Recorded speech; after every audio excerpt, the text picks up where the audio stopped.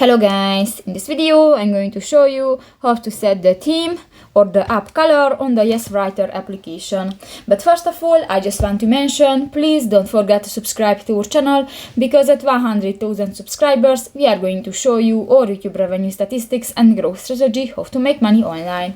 So let's jump into it. First of all, open the application on your device.